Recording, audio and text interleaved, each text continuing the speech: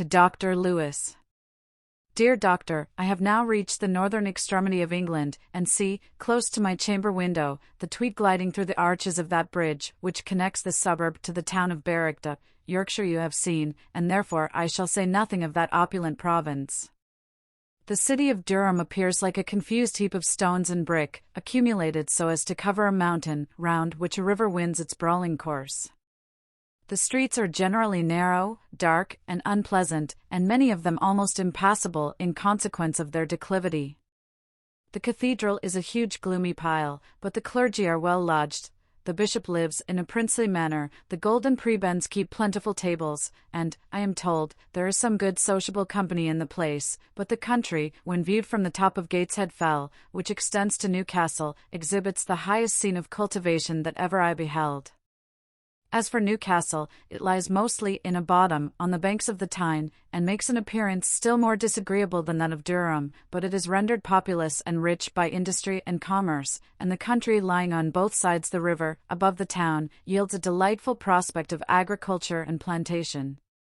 Morpeth and Alnwick are neat, pretty towns, and this last is famous for the castle which has belonged so many ages to the noble house of Piercy, Earls of Northumberland. It is, doubtless, a large edifice, containing a great number of apartments, and stands in a commanding situation, but the strength of it seems to have consisted not so much in its site, or the manner in which it is fortified, as in the valor of its defendants. Our adventures since we left Scarborough are scarce worth reciting, and yet I must make you acquainted with my sister Tabby's progress in husband hunting, after her disappointments at Bath and London. She had actually begun to practice upon a certain adventurer, who was in fact a highwayman by profession, but he had been used to snares much more dangerous than any she could lay, and escaped accordingly. Then she opened her batteries upon an old weather-beaten Scotch lieutenant, called Lismahago, who joined us at Durham, and is, I think, one of the most singular personages I ever encountered. His manner is as harsh as his countenance, but his peculiar turn of thinking, and his pack of knowledge made up of the remnants of rarities, rendered his conversation desirable, in spite of his pedantry and ungracious address. I have often met with a crabapple in a hedge, which I have been tempted to eat for its flavor, even while I was disgusted by its austerity.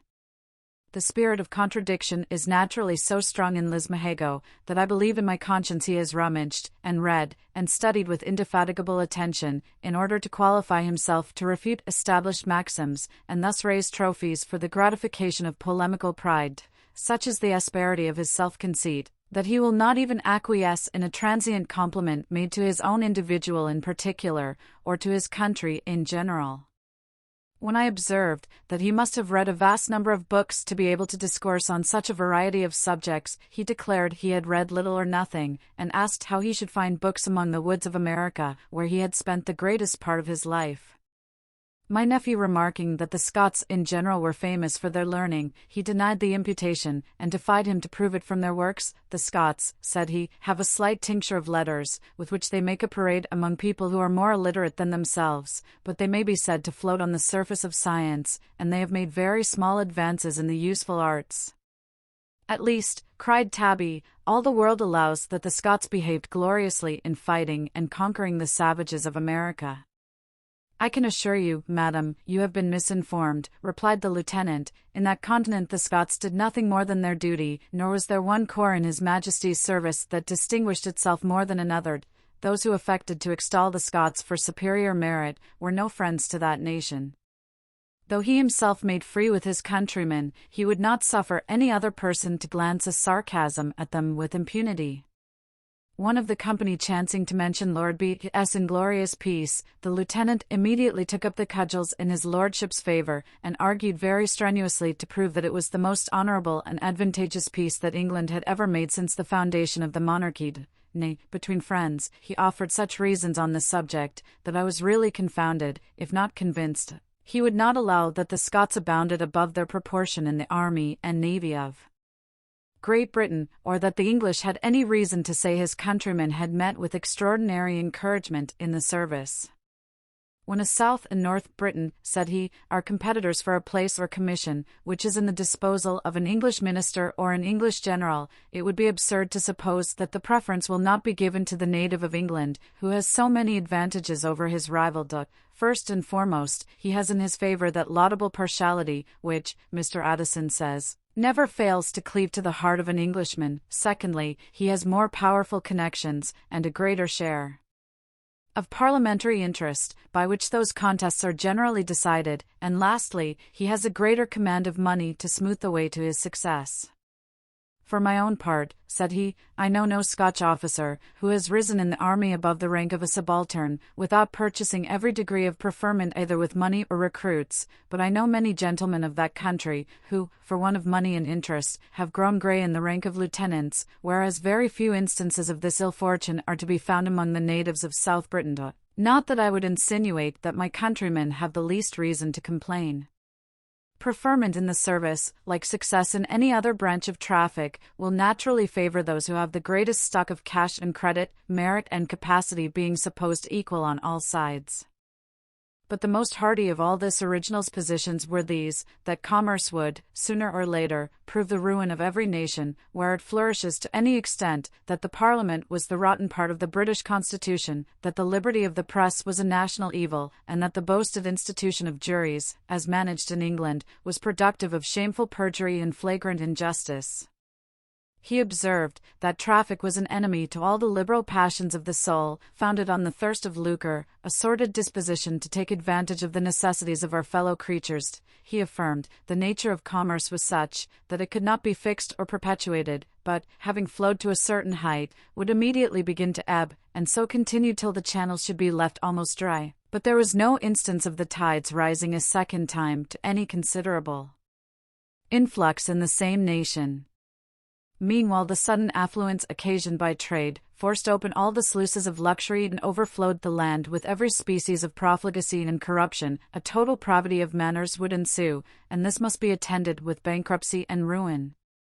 He observed of the Parliament, that the practice of buying boroughs, and canvassing for votes, was an avowed system of venality, already established on the ruins of principle, integrity, faith, and good order, in consequence of which the elected and the elector, and, in short, the whole body of the people, were equally and universally contaminated and corrupted. He affirmed that of a Parliament thus constituted, the Crown would always have influence enough to secure a great majority in its dependence, from the great number of posts, places, and pensions it had to bestow, that such a Parliament would, as it had already done, lengthen the term of its sitting and authority, whenever the Prince should think it for his interest to continue the representatives, for, without doubt, they had the same right to protect their authority ad infinitum as they had to extend it from 3 to 7 years. With a Parliament, therefore, dependent upon the Crown, devoted to the Prince, and supported by a standing army, garbled and modelled for the purpose, any King of England may, and probably some ambitious sovereign will, totally overthrow all the bulwarks of the Constitution, for it is not to be supposed that a prince of high spirit will tamely submit to be thwarted in all his measures, abused and insulted by a populace of unbridled ferocity, when he has it in his power to crush all opposition under his feet with the concurrence of the legislature.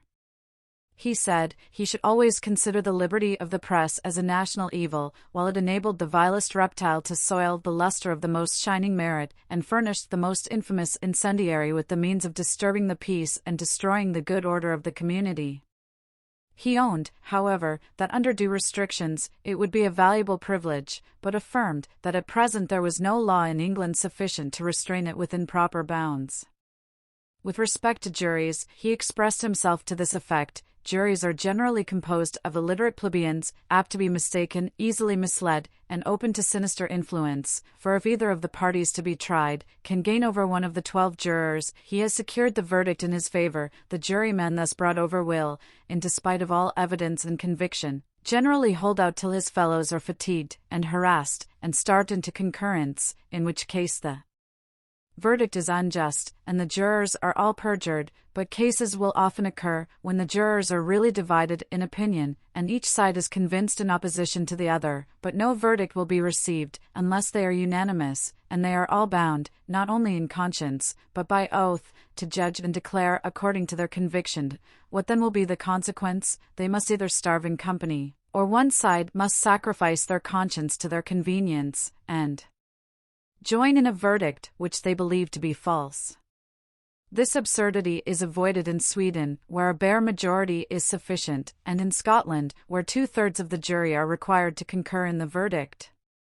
You must not imagine that all these deductions were made on his part, without contradictions on mine. No, the truth is, I found myself piqued in point of honor, at his pretending to be so much wiser than his neighbors. I questioned all his assertions, started innumerable objections, argued and wrangled with uncommon perseverance, and grew very warm, and even violent, in the debate. Sometimes he was puzzled, and once or twice, I think, fairly refuted, but from those falls he rose again, like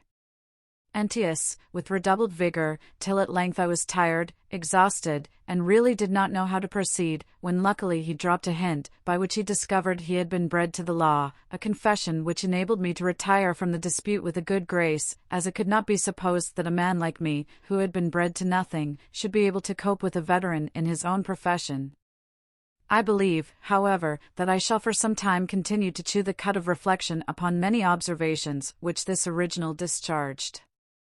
Whether our sister Tabby was really struck with his conversation, or is resolved to throw at everything she meets in the shape of a man, till she can fasten the matrimonial noose, certain it is, she has taken desperate strides towards the affection of Lismahago, who cannot be said to have met her halfway, though he does not seem altogether insensible to her civilities. She insinuated more than once how happy we should be to have his company through that part of Scotland which we proposed to